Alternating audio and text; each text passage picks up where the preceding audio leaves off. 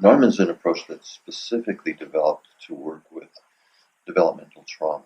It's been around for quite a number of years now, but the development of the understanding of the importance of working with developmental trauma has been growing in the culture and in the scientific world and in the psychotherapy world. This understanding, for example, of the importance of the ACEs study. When I say the ACEs study, I'm talking about the Adverse Childhood Experiences study, which really has been such a big support for NARM and for people in my field who are focused on developmental trauma. And also we're seeing that in 2021, I believe, the World Health Organization is adding complex PTSD as part of their diagnosis, and this complex PTSD is what they're talking about as what I call developmental trauma. So again, it's the growth of understanding in the field has been important, and I think really in many ways NARM has been upfront with much of that in terms of really understanding the importance of how to work with those early difficult childhood experiences and everything that then tends to follow as a result.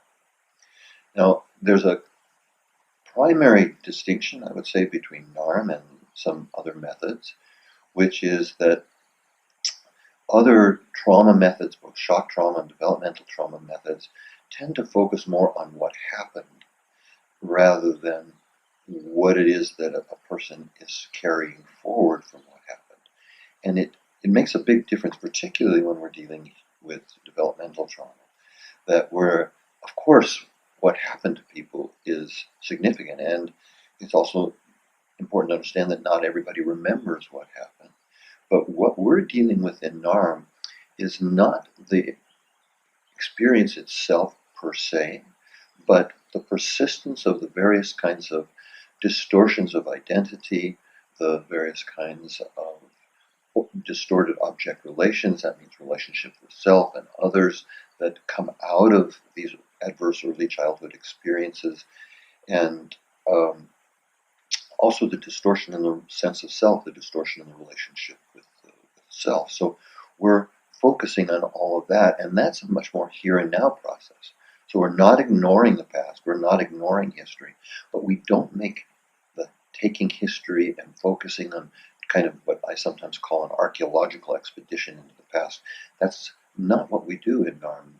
Many people are surprised to see how in a normal course of the session that what is unresolved from the past, when we're working in the here and now, which is what we do with NARM, that what is unresolved from the past tends to surface organically, and then we help them come to some kind of completion with that process. Now, it's also important to say too that NARM is body-oriented, body-focused. It brings the body into the narrative, but in a way that's quite different from many of the other kinds of somatic psychotherapies that are out there. Because we also see what happens so often is that it's just the body that's carrying the symptom. It's different from some other methods in that we see that working with the body is most effective actually when people are in the process of reorganization, integration, and reconnection. And there, to ground that experience in the body is so useful and so important. On the other hand, when somebody is, of course, getting tight in their neck or tight in their belly, that's usually just a symptom of some kind of emotional conflict that is starting to surface, and for that reason is not so interesting to us. It's not where we put our primary focus. We want to know what is the emotional conflict that is emerging. And again, I think a key element that comes that is very important in NARM is what we call the core conflict. And we see a core conflict, and of course there are other conflicts in addition, but there is a core conflict that everyone is dealing with. And we've gotten very refined ways of addressing that. It makes the process much quicker for most people. The other thing, too, is that there's much less emphasis on story in in NARM.